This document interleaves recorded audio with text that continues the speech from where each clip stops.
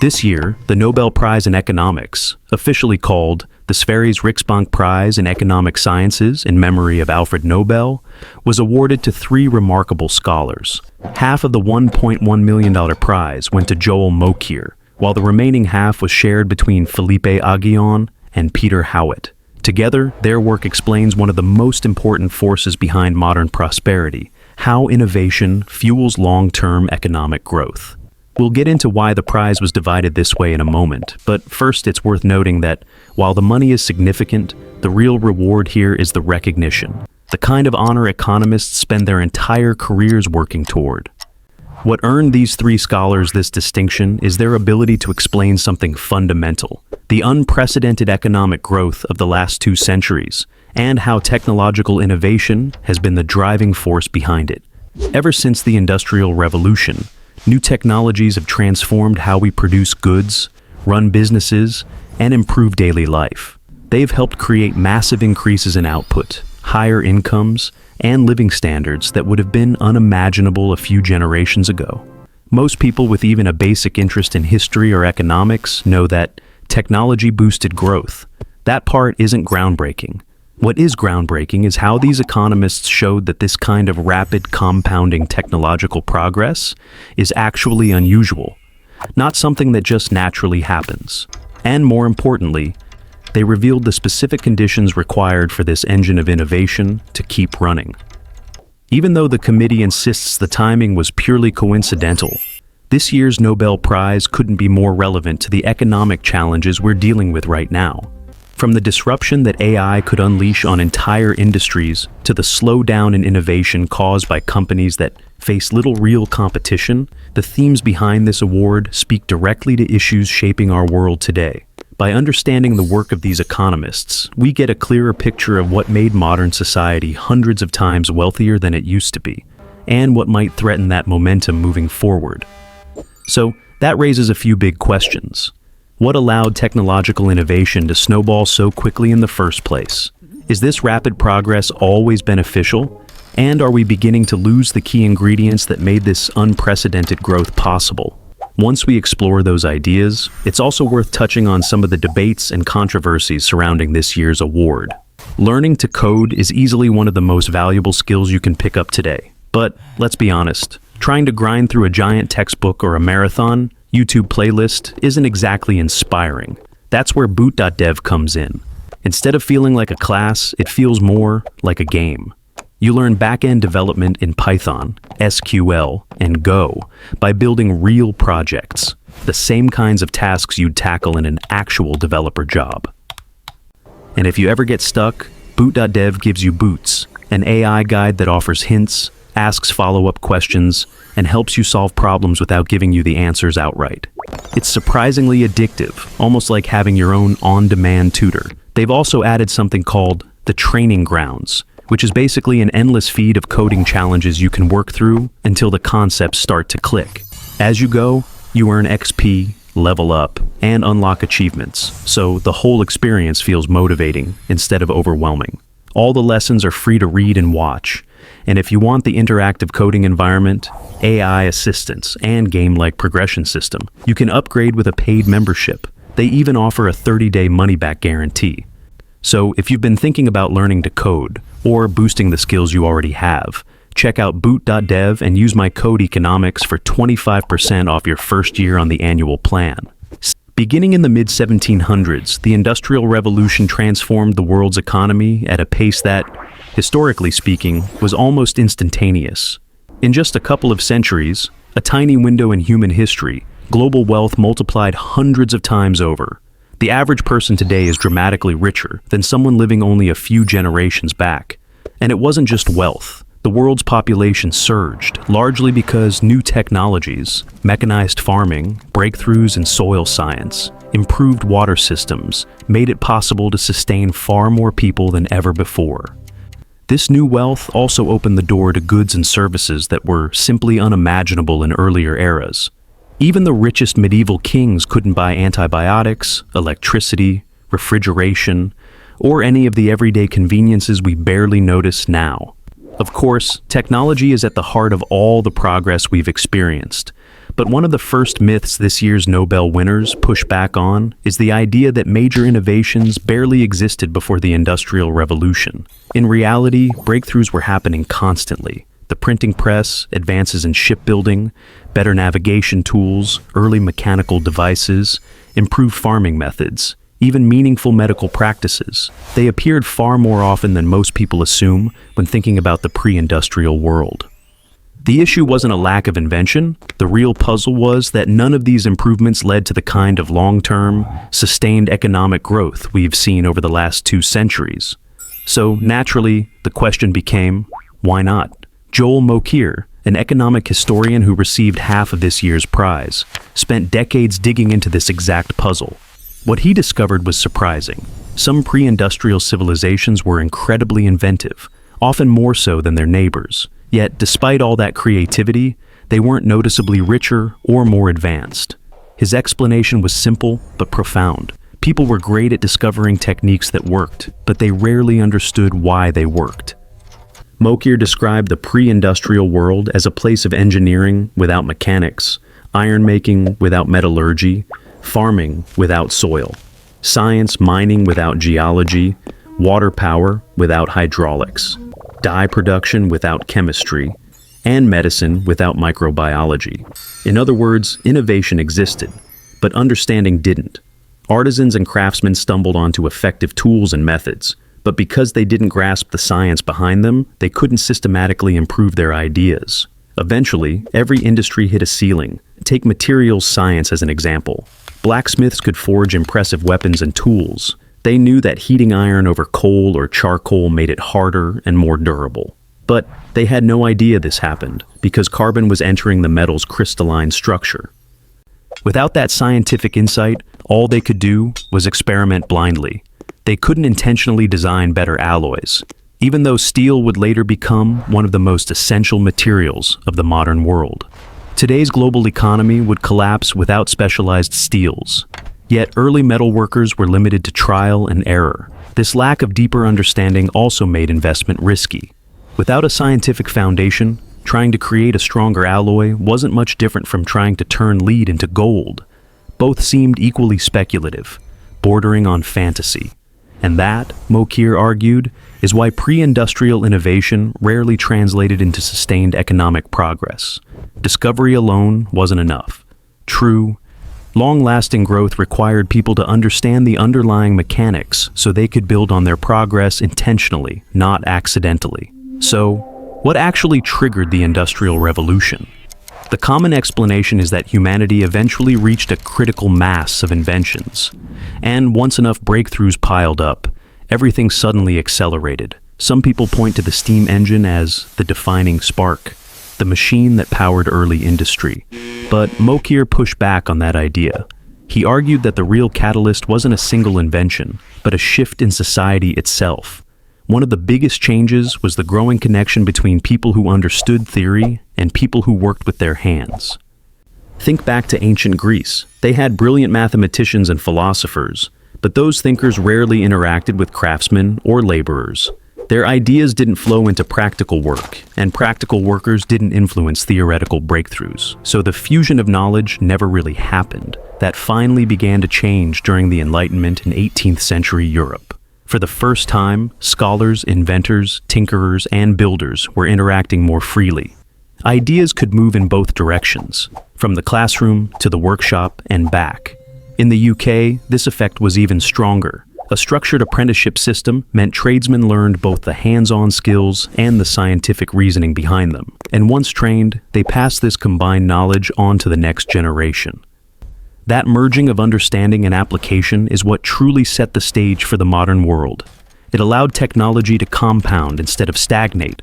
But there was another key ingredient, the focus of the other half of this year's Nobel Prize, awarded to Aghion and Huwet. Their research explained how innovation requires not only new ideas, but an economic environment where outdated industries can be replaced by better ones. This constant process of renewal is what allowed the Industrial Revolution to keep accelerating instead of burning out. If you zoom out and look at the last 2 centuries, economic progress appears almost perfectly steady, a smooth upward climb.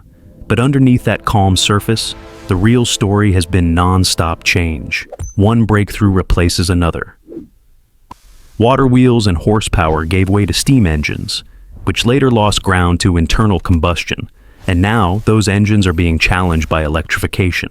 This constant turnover is what drives long-term growth. And for new innovations to thrive, an economy has to allow old industries to fall away. History is full of examples showing what happens when that doesn't occur. Even the Roman Empire had brilliant inventors who created early versions of steam-powered machines. But because their society relied heavily on cheap slave labor, there was little incentive to develop those technologies beyond interesting gadgets. That's an extreme case, but the principle still applies. Since the Industrial Revolution, modern economies have grown by repeatedly letting outdated systems be replaced by better ones. Economists call this process creative destruction, and it has been happening non-stop for over 200 years. Aghion and Howitt took this idea and built a mathematical model to explain how creative destruction translates into economic growth. In the simplest terms, they argued that growth depends on two things: how big each innovation is, and how frequently innovations occur. Their actual formulas were much more complex, full of Greek letters and algebra. But the core message was straightforward. Not every invention transforms the world. For every breakthrough like the iPhone, there's another idea that fizzles out, like the metaverse. But what policymakers can influence is the rate at which new ideas are produced. And that frequency, multiplied by the scale of successful innovations, is what fuels long-run economic progress. While we can't control which specific inventions will change the world, economic policy can influence how often new ideas are created. Governments do this by encouraging companies and individuals to invest in research and development, using a mix of incentives and regulations, the classic carrots and sticks approach. On one side, if a business or inventor creates something valuable, they should be able to profit from it. Strong intellectual property protections ensure they can. This profit motive is powerful. It pushes people to experiment, take risks, and try to build better technologies. It also makes it easier for innovators to attract investment, because investors know they'll get a share of the profits if the invention becomes a market leader. One of the clearest real-world examples is NVIDIA. The company poured tens of billions of dollars and years of effort into building CUDA, their proprietary parallel computing platform. That investment paid off. CUDA is now the backbone of modern AI, and NVIDIA's chips dominate the industry. Their success signals to other companies that long-term, high-risk R&D can eventually deliver huge rewards. But there's a catch. If a company becomes too dominant, or if firms quietly agree not to compete, innovation slows down. It's simply easier to raise prices and enjoy market power than to invest in new ideas. Aghion and Howitt's research showed this dynamic perfectly through an inverted U-shaped curve. When competition is too intense, companies won't innovate. They fear others will steal their ideas or undercut them before they can profit. When competition is too weak, monopolies get comfortable and stop innovating because new technology might threaten their position. The sweet spot, the peak of the curve, is where companies have enough protection to invest in research, but enough competition to stay motivated. Aghion and Howitt's work showed that the best way to keep innovation flowing is to strike a careful balance. Policymakers need to allow some degree of market dominance, enough for companies to profit from their inventions through strong intellectual property protections. But at the same time, the system can't let firms become so powerful that competition disappears. That's why antitrust enforcement and limits on how long IP stays exclusive are essential. In their models, Aghion and Howitt focused on modern capitalist markets driven by profit-seeking corporations.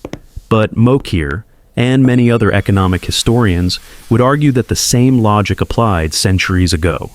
Pre-industrial nobles effectively operated like monopolists within their own domains. They already controlled most economic power, so new technologies weren't exciting opportunities. They were threats to the established order. And that's the point. Creative destruction only works when outdated institutions can be replaced. But if the groups facing destruction have enough influence, they'll do everything they can to slow, block, or outright prevent technological change that jeopardizes their position. One of the biggest reasons this research matters today is that it directly connects to one of the most important forces shaping the modern economy: artificial intelligence. In fact, the underlying theme of this year's Nobel Prize is essentially the economics of AI. We'll get into the controversy in a later section, but for now, it's worth noting that the frameworks developed by Mokyr, Aghion, and Howitt are extremely relevant to how policymakers might approach AI regulation. No one, not even economists, can predict exactly where AI is heading, but their work does highlight a few crucial insights. For starters, AI is obviously another major technological leap, the kind that could drive huge economic gains just like previous waves of innovation. But, depending on how you interpret their research, AI could be even more transformative. Remember, modern economic progress took off when theoretical knowledge and practical skills finally started to merge. In the most optimistic scenario, AI could make advanced theoretical knowledge much more accessible to everyday workers, accelerating innovation, not replacing it. But their research also forces us to confront the less optimistic possibility. In past innovation cycles, outdated industries were destroyed and replaced. This time, many workers worry that the thing being creatively destroyed might be them. And while we're not fully there yet, that fear isn't unfounded. This brings us back to perhaps the most important lesson from their work. If technological progress is going to disrupt people's lives, there must be strong protections and support systems in place. Not just because it's humane, but because it's economically necessary. When people aren't terrified of being replaced, they're more willing to adapt, take risks, and support the innovation that benefits society as a whole. Supporting workers through technological change isn't just about being compassionate. And it's not only about avoiding social unrest caused by mass unemployment. It's fundamentally smart economics. When people aren't living in fear of losing everything, they're more willing to take risks, learn new skills, and support the innovations that push the economy forward. Right now, a lot of anxiety around AI is understandable. Building massive data centers costs billions. They consume huge amounts of energy. And the investment frenzy surrounding AI has all the ingredients of a bubble, one that, if it bursts, could end up being paid for by everyday taxpayers. But beneath all of that, the biggest source of resistance is simple. People are scared AI will take their jobs. The Nobel laureates recognized this dynamic and pointed to examples like Denmark and the Netherlands, where labor markets operate under a system often called flexicurity. In these countries, employers can let workers go relatively easily, but in return, workers receive strong social protections and are quickly retrained for new, in-demand jobs. This approach makes hiring easier and less risky for companies, because they're not locked into lifelong commitments. And it makes transitions smoother for workers, because losing a job doesn't mean falling into financial ruin.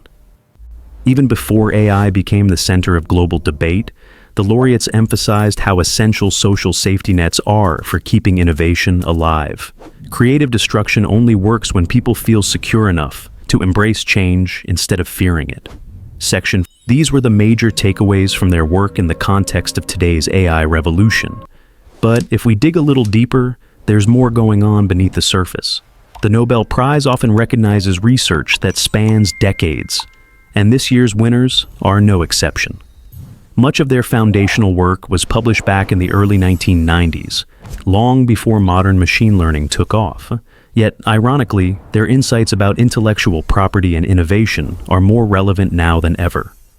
AI has pushed the boundaries of how we treat creative work, raising difficult questions about who owns what and who should be allowed to profit from it.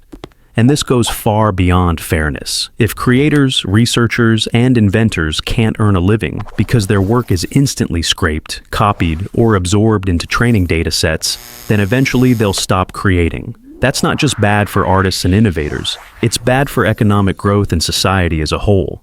Whether they intended it or not, the laureates' research underscores the need for thoughtful regulation in this new AI era.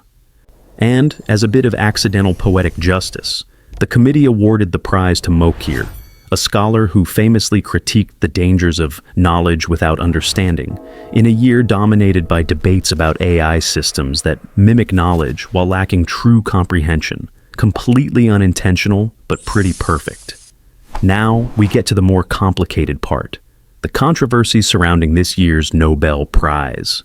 One of the biggest stories was an alleged leak involving the Peace Prize winners, which apparently led to a flurry of large bets being placed right before the announcement. Not a great look for the committee.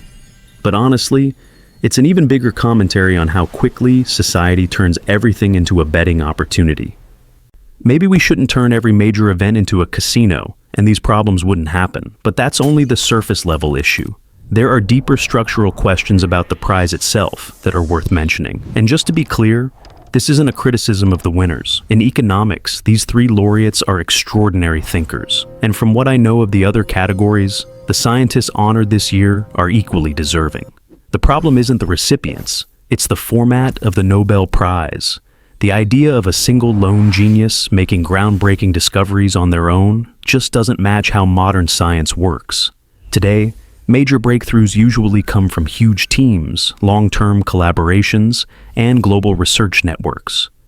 The traditional Nobel model, awarding a maximum of 3 people per prize, is becoming harder and harder to reconcile with the way knowledge is created in the 21st century. A growing challenge for the Nobel system is that modern scientific research rarely comes from 1 or 2 brilliant individuals working alone. Many breakthroughs today involve teams of dozens, sometimes hundreds, of researchers spread across universities, labs, and even continents. Yet, the Nobel Prize can still only be awarded to a maximum of 3 people per category. In economics, this isn't always a major issue since research teams tend to be smaller. But in fields like physics and chemistry, where large collaborations are the norm, choosing just 3 recipients is becoming increasingly difficult and, in some cases, controversial. There's another ironic limitation. The Nobel Prize cannot be awarded posthumously. And that's a problem in a world where modern discoveries are built on centuries of prior work. Even this year's prize focused on compounding innovation, yet none of the laureates were the first to describe creative destruction. That idea goes back nearly a century to thinkers like Schumpeter, Sombart, and, adding a twist of controversy, Karl Marx. Then there's the issue of how much science has changed since the Nobel categories were created.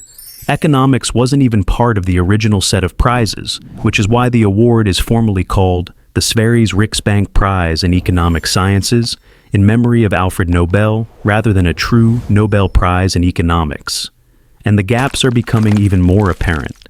Just last year, the Physics Prize went to Hopfield and Hinton for their work on machine learning and neural networks, areas that matter enormously today but aren't exactly physics in the traditional sense. Critics argued that this looked more like computer science, a field that doesn't have its own Nobel category simply because computers didn't exist when Alfred Nobel drafted the original rules.